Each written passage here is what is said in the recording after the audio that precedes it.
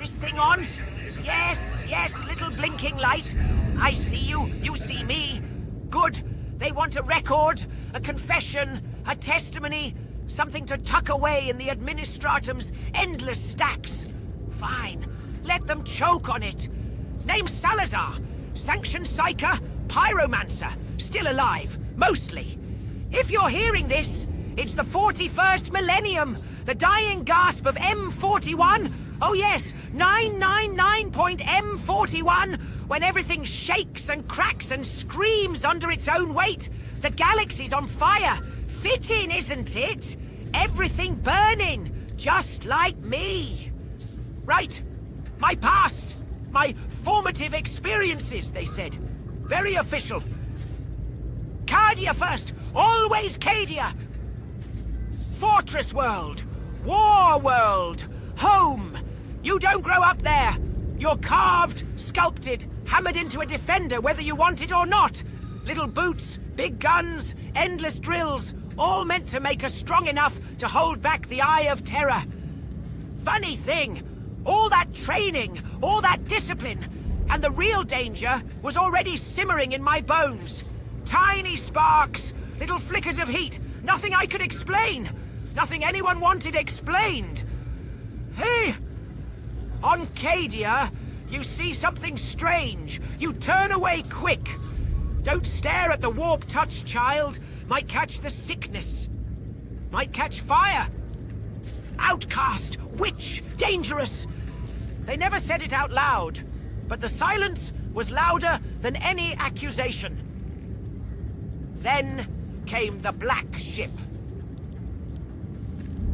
Oh, Emperor preserve me! I still feel the shadow of it, descending like judgment. No warning, no appeal. They dragged me aboard, chains, seals, hoods, all very dramatic, and tossed me in the dark with the others. So many screams, so many eyes reflecting the void. Some prayed, some broke, some stopped. But I didn't burn. Not then. By the time we reached the Scholastia Psycana, I'd learned one important lesson. If the warp wants in, it gets in. But you don't have to let it drive. They broke us to build us. They taught me how to shape the fire instead of letting it devour everything. Grueling work, terrifying work, necessary work. And now I serve. Sanctioned, branded, scarred, useful. A torch the Imperium points at whatever needs to die screaming. I tried to stay calm. I tried to keep my thoughts aligned, keep the roaring in my skull from becoming external. But the warp is so loud here, with the galaxy tearing open and the end coming from every direction. Still I burn the right things, most of the time. Yes, the Morning Star. Great iron cathedral drifting through the void, full of guns, secrets, and people who think they're in charge. Owned by Lady Brahms.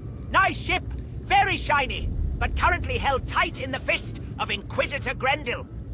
He likes his tools sharp, and his rejects sharpest. That's us. Welcome aboard, they said. Fight or die, they meant. I've been thrown into worse places, though none with quite so many interesting companions. The Rejects. Ha! What a name. Fitting. Painfully fitting. Let's see. Ogrins first, yes. The big ones. The immovable mountains, with voices like broken machinery. Simple minds, kind hearts, usually. And fists big enough to pulp a cultist without noticing. I like them. They don't overthink. They don't look at me with fear. They just say, "Flame man, burn bad guys." And I say, "Yes, yes, I do." Zealots. The Emperor's favorite lunatics. They scream prayers louder than I scream in my sleep. They fling themselves at demons with nothing but faith and a gleaming chainsword. Their minds burn hotter than my own, and that's saying something. Fanatics terrify me, almost as much as I terrify them. Veterans, gun-happy, trigger-worshipping soldiers who think every problem is solved by another magazine. And they're usually right.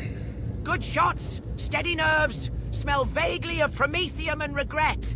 They shout at me for setting things on fire too close to them, and then ask me to do it again when it works. Hive scum? Ah, yes, the underhive rats. Drug-sparked reflexes, twitchy fingers, fast feet, faster lies. They look at me like they're not sure whether to rob me or run from me. I like their energy. Chaotic, desperate, alive. We're all addicts aboard the Morning Star. Some crave stimulants, some crave bloodshed. I crave control, and I lose it daily. And me, Salazar, just another broken tool in the Inquisition's war chest. We fight beside each other, not out of loyalty, not out of love, but because we share one precious treasure. The possibility of freedom.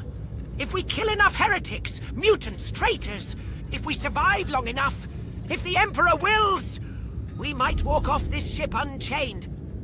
And if we fail, if I burn out, if the warp swallows me, if the mission takes my life, then I am free anyway. Dead, yes, but free from the fire, the whispers, the restraints, the endless struggle of being me.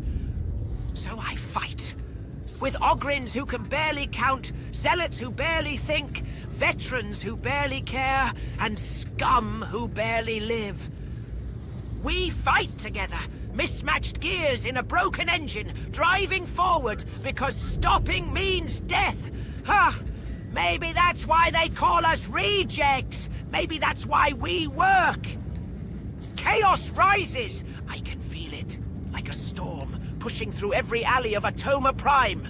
The hive cities groan beneath the weight of corruption. Voices in the dark chant names that should never be spoken. Lights flicker, walls bleed, people change. The tide of darkness has turned, and it comes crashing, crashing, crashing down upon us all. But I am still here. We, the rejects, are still here. And as long as we breathe, chaos will burn. Atoma Prime. Emperor, help me! The city screams. The whole world feels sick. Corruption claws at the spires, pours through the underhive like rot through a corpse. Every day the traitors get bolder. Every night the warp presses closer. And yet, I fight! I burn! I purge! I scream scripture, half remembered and half invented, into the faces of heretics who melt under my gaze. Not for glory, not for redemption, not even for the thin promise of freedom the Inquisition dangles before us like a scrap of meat. No! I fight because he whispers, he, my beloved, the radiant presence in my skull, the warmth behind my eyes, the voice that tells me when to unleash the flame and when to hold it back. They say it is the God Emperor of mankind guiding his loyal Psyker. They say it is his holy will moving through me, burning away corruption like parchment. Others whisper different things. That no Psyker should trust a voice only they can hear. That no true Emperor's blessing should sound so hungry that perhaps I am not speaking with a god at all. Warp phantom, demon trick, a fracture in my own mind? Ha! Ha!